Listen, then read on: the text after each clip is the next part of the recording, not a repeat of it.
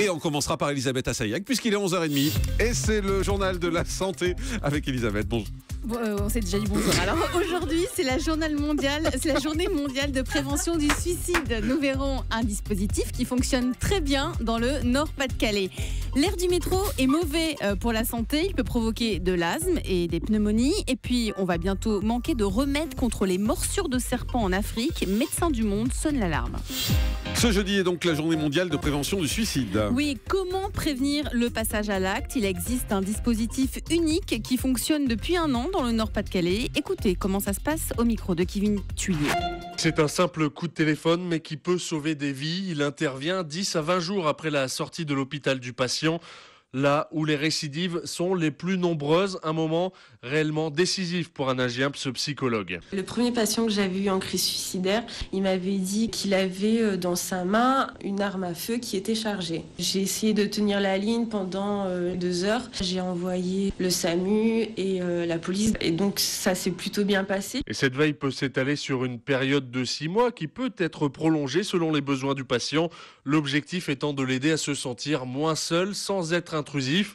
Christophe Debien, responsable du dispositif Vigilance. Les gens qui font un geste suicidaire, quelquefois ils ont juste besoin que le corps social, la famille, le médecin traitant se remettent autour d'eux pour les aider. Notre objectif, c'est quand ces patients ont le sentiment qu'ils ne sont pas entourés, ça va être de remettre en marche la machine qui est autour d'eux. Et après un an d'existence, Vigilance semble déjà porter ses fruits. Le nombre de récidives est en diminution. Et preuve de cette réussite, 4 à 5 régions sont prêtes elles aussi à tenter l'expérience dès l'année prochaine.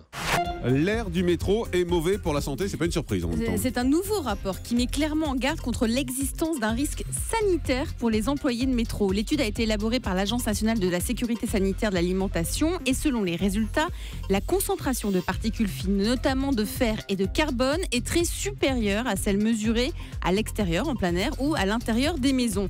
Donc une exposition régulière à ces particules peut entraîner problèmes respiratoires, problèmes cardiovasculaires. Parmi eux, il y a l'asthme, les pneumonies, les insuffisances cardiaques. Cela concerne surtout des personnes qui passent 8 heures par jour dans le métro toute l'année. C'est quand même près de 26 000 personnes qui sont potentiellement touchées.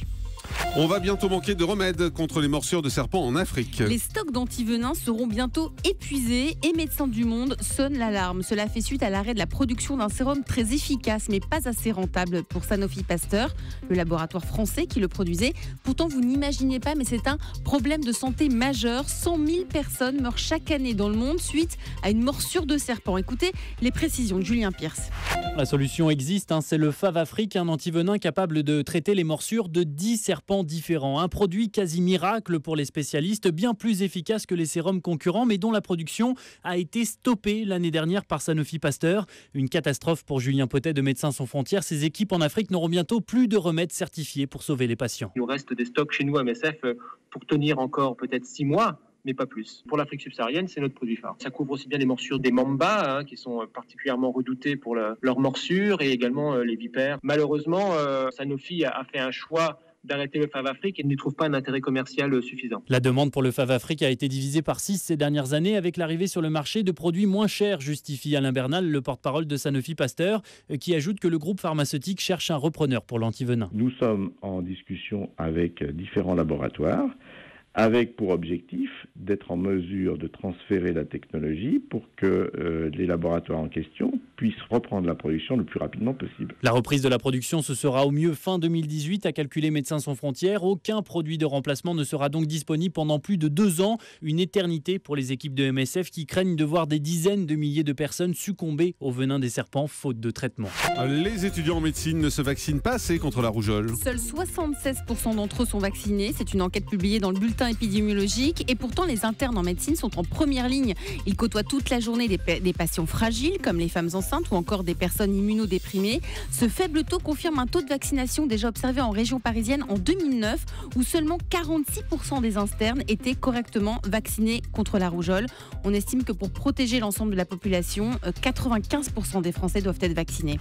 Et puis une idée cadeau originale pour les femmes touchées par un cancer du sein. C'est le magazine Rose, c'est un journal annuel qui soutient les les femmes atteintes d'un cancer du sein et qui lance la première box beauté à destination de ces femmes. Une box beauté, c'est une petite boîte dans laquelle vous trouvez des tas de produits de beauté que vous recevez chez vous. À l'intérieur, donc, des produits de beauté, des soins pour continuer à se sentir belle et en forme malgré cette terrible épreuve. Ça coûte 39,90 € et tous les bénéfices seront reversés à des associations engagées dans la lutte contre le cancer du sein. Allez, le chiffre du jour, et c'est 4. 4 Américains sur 10, c'est-à-dire quasi la moitié des Américains, auraient un taux de glycémie supérieur à la moyenne. Ils seront considérés comme des pré-diabétiques. Ils ne sont pas toujours au courant. C'est la conclusion d'une étude américaine. On est considéré comme pré-diabétique quand le taux de glycémie est supérieur à la normale, mais pas assez élevé pour être diagnostiqué complètement diabétique. Merci beaucoup, Elisabeth Assayag.